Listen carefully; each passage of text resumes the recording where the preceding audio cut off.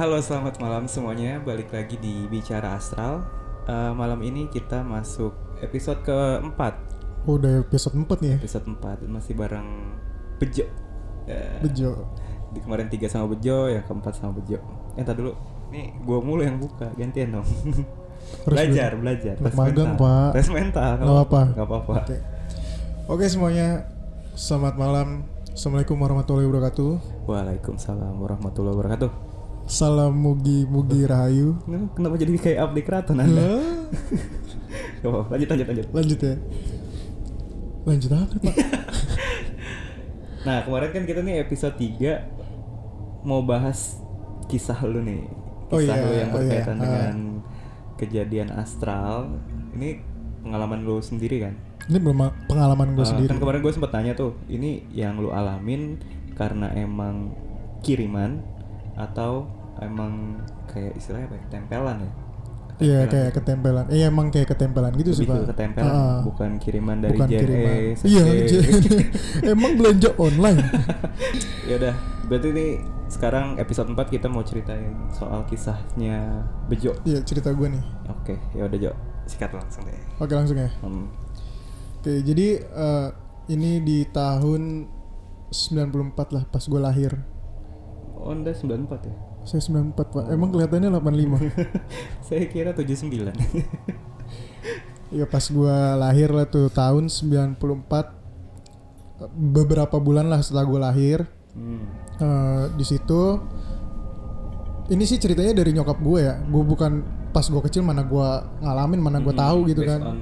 Iya, cerita nyokap. Okay. Nyokap tuh cerita pas gue beberapa bulan setelah lahir itu setting tempatnya tuh di kamar orang tua gue, di rumah gue sendiri, di kamar. Abis itu gue lagi dikasih ASI sama nyokap gue. Di kamar itu ada nyokap, ada bokap lah. Oke. Abis itu pas dikasih ASI nyokap sama bokap gue tuh ketiduran. Berarti ini lagi di kasur ya? Iya, lagi di kasur, lagi dikasih ASI, ketiduran. Pas melek tiba-tiba gue nggak ada, tiba-tiba hilang aja. Anda kemana? Nggak tahu saya juga. Mau mantan nggak? Pokoknya tiba-tiba hilang tuh, Pak. Hilang.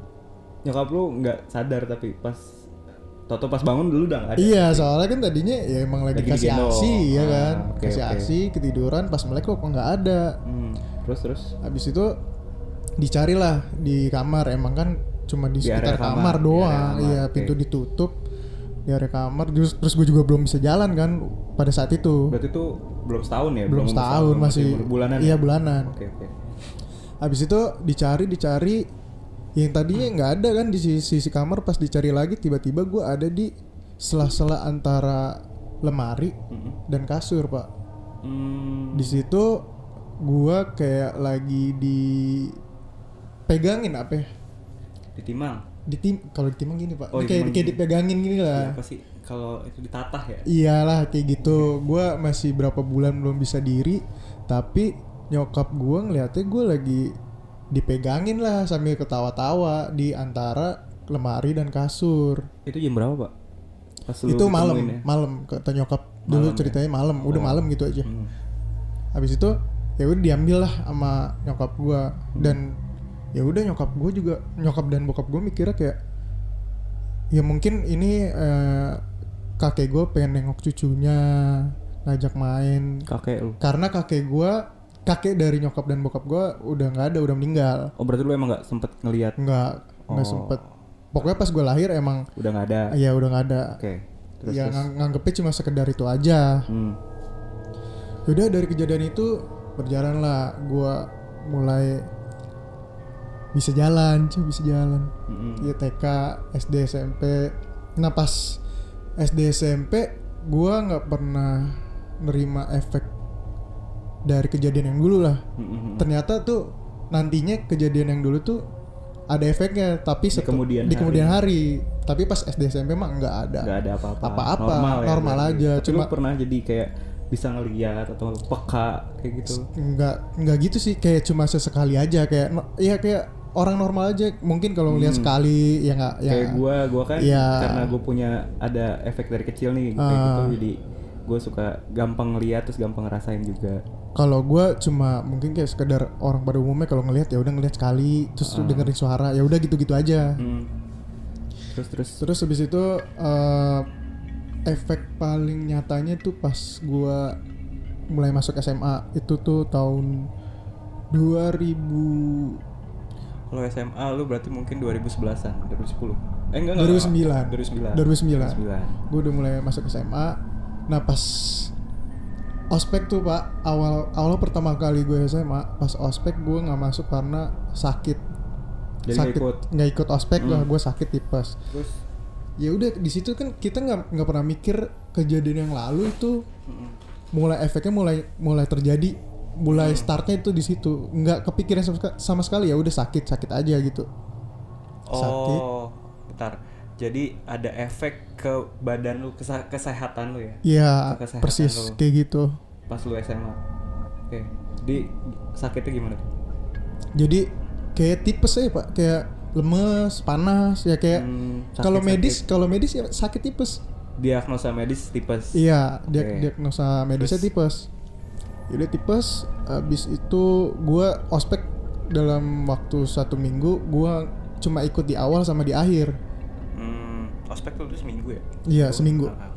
Seminggu pas gue masuk, nah ini mulai nih efek-efeknya. Jadi setelah gue sakit, harusnya kan kalau normalnya orang sakit, kalau mau sembuh pas recovery-nya tuh kayak ada jeda waktu. Ya pas mau sembuh ya udah biasa aja gitu ya kan. Kayak nggak, ya udah kayak biasa aja kayak orang normal lagi kan. Nah kalau gue pas di situ gue kayak ngerasa ngawang gitu Pak, kayak mimpi. Jadi secara batin lu kalau ada yang ngerasa ada yang kurang di diri lu gitu. Iya, jadi kayak misalnya kayak ada yang kosong, ada yang hilang gitu. Iya, kayak kosong. Terus juga gue sadar ngelakuin sesuatu tapi bukan kayak kehendak gue. Oh, gitu. I see. Nah, itu start mulainya tuh. Pas efek nyatanya tuh pas di situ. Nah, dari situ gue kelas 1, kelas 2, kelas 3 udah mulai sakit-sakit kayak gitu. Tapi ya nyokap bokap gue masih mikirnya ya mungkin emang penyakitan nih anak nih kan, ringkih kali kan gitu. Iya, gampang sakit. Iya, gampang sakit. Tapi pas di kurun waktu SMA tuh sempet lah diobatin Pak. Diobatin, dibawa ke obatan medis apa non med? Kayak di Rukiah itu masuknya non medis ya. Non medis. Di Rukiah Pak. Di Rukiah ya nggak ada efek apa-apa. Gue disuruh tidur terus di sekeliling gue banyak ustadz, terus gue dibacain ayat Al-Quran, tapi gue diem aja kayak ustadznya juga bilang ya gue nggak tahu pembicaraan antara ustadz sama orang tua gue, tapi ya emang gue nggak ngerasa ada apa-apa, nggak ada efek apa-apa pas saat di Rukiah itu. Iya. Oh. Jadi ya udah aja gitu. Tapi pas lu merasakan perbedaan nggak ketika sebelum lu di Rukiah sama setelah lu di Rukiah? Enggak, sama aja. Tetap dengan kondisi yang lu suka ngawang. Iya, tetap kayak gitu. Terus. Ya udah dari situ, ya udah kayak kita sekeluarga nggak pernah mikir kalau itu yang tadi gue bilang efek dari masa lalu. Ya normal, ya udahlah, udahin aja kayak ya mungkin emang tadi balik lagi emang ya bawa ya udah gitu fisik ya yang gitu. tadi kayak gitu mikir aja ya dia udahin aja, nggak mikir yang aneh-aneh segala macem. Cuma pas mulai masuk kuliah segala macem kan, masuk kuliah tuh gue tahun 2012 dan masih dengan pola yang sama. Gue suka sakit segala macem. Gue juga abis itu pas kuliah gue sempet dibawa lagi ke pengobatan alternatif gitu lah Pak, non medisnya, tapi ini lebih gue ngerasa kejauhan gitu Pak. Kejauhan tuh kayak gimana ya?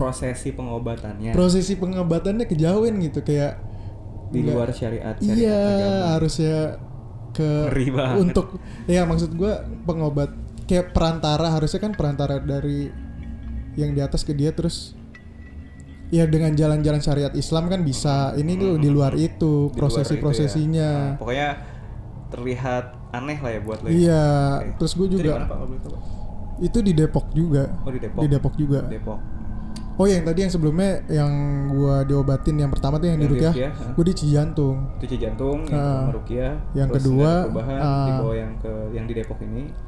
Okay, yang di Depok, iya gue sadar, tapi gue ngerasa aneh nih, ada yang janggal dengan proses. Orang tua lu gimana responnya? Tadinya ngikutin karena buat kesembuhan gue juga kan mikirnya. Kayak kalau boleh tahu maksudnya yang bikin anehnya itu dia ritualnya mensyaratkan sesuatu tertentu atau gimana? Yang kayak nanti kamu sewaktu-waktu kita ke pantai, gue lupa ke pantai mana. Pokoknya terus pantai selatan. Kayaknya iya, seingat gue kayak situ tuh kalau itu. Tumpeng lah segala macem. Saja ya. Nah makanya kan aneh kan, gue nggak boleh itu. Iya, dan tadinya yang orang tua gue bilang ya udah buat kesembuhan, karena kalau medis tipes terus juga nggak bagus nih anak nih. Iya gak sih? Ya udah dibawa ke situ, ya udah buat kesembuhan dia juga. Tapi kan lama-lama nyokap bokap gue mikir terlalu di luar syariat, dan guenya juga mikir nggak usah nerusin lagi. Daripada makin. Tapi ketika posisinya pas lu berobat ke orang yang kejauhan tadi lu bilang itu, itu lu dan keluarga lu, orang tua lu ya, maksudnya udah percaya nih atau udah meyakini juga bahwa ada gangguan lain selain medis di dalam sudah mulai menyadari. Nah, info dari dia tuh apa? Dari si orang yang lu bilang kejauhan itu? Infonya emang ada yang ngikutin gua, tapi dia rinci, dia nggak bilang ini karena masa lalu pas gua hilang segala macam, enggak. Biasanya kan kalau misalkan orang yang ngobatin gitu tuh dia nyebutin nih ketempelan dari sini. Iya, biasanya gitu kan. Biasanya rinci runtut lah. Ini enggak, ini cuma bilang ya emang ketempelan. Ada yang ikut, udah gitu doang, tapi dari sejak kapan enggak. Dan dari mana enggak tahu. Iya, dia enggak tahu, cuma gitu doang. Ya udah kan nggak diterusin kan tuh, nggak diterusin, ya berjalan lagi kayak ya udah udahin lagi aja sama keluarga gua. Dan makin parahnya tuh pas gua kuliah semester 2. Semester 2 tuh gua kayak bener-bener tipesnya tuh dalam satu semester bisa sampai 5 kali. Anjir. Itu bener-bener parah sih Pak. Gua nggak ikut UTS, nggak ikut UAS, jadi segala macem lah. Badan lu gimana, Jo? Kurus gak, Jo? Kurus buat abis ya? Abis, kurus banget. Terus ya udah, abis itu mulailah gue kayak apa sih, mempertanyakan lah, ini kenapa gue sih yang harus kayak gini? Karena gue ngerasanya nggak enak, ngerasa buat badan gue, buat diri gue. Dan secara mental gitu, secara psikis lo juga diserang gitu loh. Aneh gitu. Iya, ada yang aneh. Lu ngerasa kayak lu bukan diri lu, atau mungkin lu pernah ngerasa ketika lu lagi dalam kondisi yang lu mungkin setengah sadar setengah enggak, lu melakukan tindakan itu nggak sepenuhnya atas kontrol diri lu. Iya, persis kayak gitu. Pernah kayak gitu? Persis kayak gitu. Jadi lu kayak melakukan sesuatu nih, lu melihat apa yang gue tahu, tapi lu nggak bisa kontrol diri. Iya, berlebihan gitu loh. Jadi kayak ketika lu marah atau misalkan lu emosional, lu ada yang memicu emosi lu gitu. Iya. Lu menyikapinya itu pasti dengan yang berlebihan itu. Kalau mau marah juga bisa berlebihan. Kalau sedih ya sedih banget. Gue kayak dibawa males ngapa-ngapain lah, maunya tidur. Mager gitu. Iya, jadi kayak berat gak badan lu bawaan? Iya, jadi kayak introvert gitu sih Pak. Maunya di kasur aja gitu loh. Makanya lu kuliah jadi itu ya? Iya, jadi udah sakit-sakitan kan. Gue nggak ikut UAS, UTS segala macem. Gue juga nilai dapet dari mana. Bener. Terus juga gue pas itu juga mempertanyakan yang tadi gue bilang. Gue nangis di depan nyokap, bokap, dan kakak gue. Sedih banget sih. Gue bilang, jadi kenapa harus gue? Gue nggak mau kayak gini terus gitu loh. Ya udah abis itu udah nangis segala macem, gue juga memutusin untuk cuti kuliah dulu aja karena nilai juga nggak. Iya, daripada lu maksain. Iya, daripada maksain juga jeblok atau gimana. Ya udah cuti lah. Nah pas saat cuti itu barulah benar-benar ditindak, dicari, nanya saudara segala macem. Jadi ada saudara gue lah di rumahnya di daerah Taman Mini. Kebetulan kenal lah sama ustadz lah segala macem yang di bisa nyembunyiin. Iya di daerah Taman Mini itu. Nanya lah nyokap gue, bokap gue kemana-mana. Nah ketemu lah ini saudara gue. Nah waktu itu langsung dibawa ke Taman Mini, enggak Taman Mini sih, Bambu Hapus. Oh iya deket Taman Mini. Nah deket Taman Mini, ke Bambu Hapus. Ya udah ketemu tuh sama ustadz. Nah pas gue ketemu tuh kayak gue malah ketakutan kayak gimana ya, kayak gue nggak mau ke situ. Mungkin yang nolaknya bukan diri gue ya. Merasa ada yang melawan. Iya. Gue pucet itu pas hari pertama gue dibawa ke situ. Gue pucet, gue kayak lu ngapain sih kesini? Kayak nolak gitu. Terus pas pertama kali lihat-lihatan sama ustadznya udah tahu